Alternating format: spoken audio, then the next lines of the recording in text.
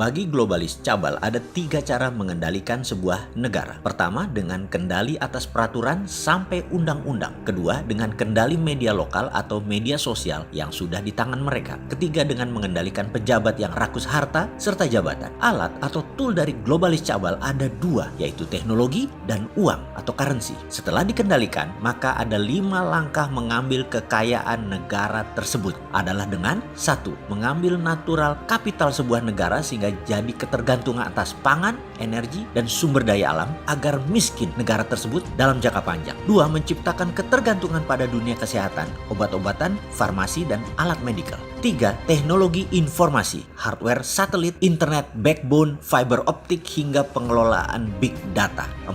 Ambil jalur distribusi dan logistik. 5. Kontrol transaksi keuangan, sistem pembayaran, sistem keuangan, dan banking system. Di dalam menjalankan tangan guritanya, para globalis cabal selalu menggunakan kaki tangannya, yaitu para oligarki di sebuah negara sebagai mitra globalis. Cara ini mempercepat kendali atas sebuah wilayah atau negara. Lalu ada lagi senjata tekan mereka, yaitu kendali sistem keuangan dan uangnya atau investasi. Efek ini membuat banyak negara terkunci, tak berkutik. Juga manusia di dunia ini ternyata hanya 7% yang bisa meminjam uang di bank karena jaminannya harus lebih besar daripada pinjamannya. Kemudian hanya 30% manusia di dunia ini yang mempunyai tabungan di bank. Sisanya tak ada akses keuangan. Langkah berikutnya adalah membuat strategi agar manusia terjerat keuangannya dengan sistem menggunakan uang di muka yang ditarik sekarang untuk kebutuhan konsumsi dengan kredit card dan pinjaman online fintech lending. Sebelum COVID dijalankan oleh mereka, para globalis cabal ini, fintech dan kartu kredit pasti disebar gila-gilaan agar banyak yang pakai dan sudah mulai mencicil bayarannya.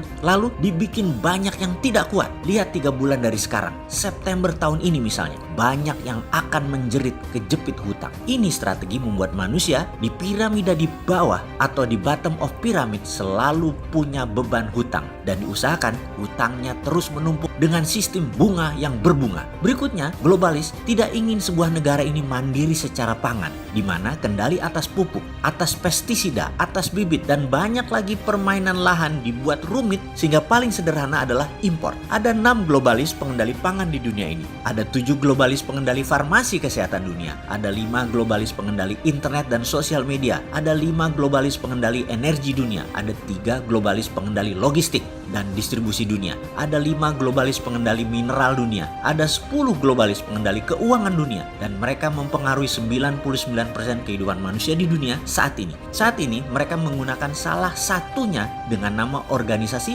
Bilderberg sebagai gerakan di permukaan. Kita pasti semua setuju bahwa apa yang globalis bangun menggunakan oligarki sebuah negara hanya untuk memperkaya mereka. Lawan berat mereka, kaum globalis dan oligarki ini adalah kaum nasionalis yang di belahan dunia manapun sedang terjepit. Seperti misalnya di Iran, Turki adalah contoh negara nasionalis yang lama ditekan. Lalu ada manusia aneh macam Trump yang ingin mengendalikan Amerika bertaring sekali lagi seperti zaman Ronald Reagan. Amerika zaman Ronald Reagan mengalahkan Soviet dan pegang kendali dunia secara utuh. Inilah yang akan dilakukan Trump saat ini. Hajar globalis, hajar komunis Tiongkok. Amerika harus kembali bertaring. Kalau dulu komunisnya Soviet dan globalis masih main di dalam Amerika, sejak 2 tahun lalu globalis mulai gerah dengan polahnya Trump. Dalam 3 tahun ini dunia dibuat compang-camping oleh Trump. Maka disinilah Indonesia harus bermain cantik. Indonesia harus baca kekuatan lawan, baca langkah lawan, cari kelemahan lawan, cari kelemahan Tiongkok, cari kelemahan Amerika, cari kelemahan globalis. Secara ekonomi kita harus atur strategi.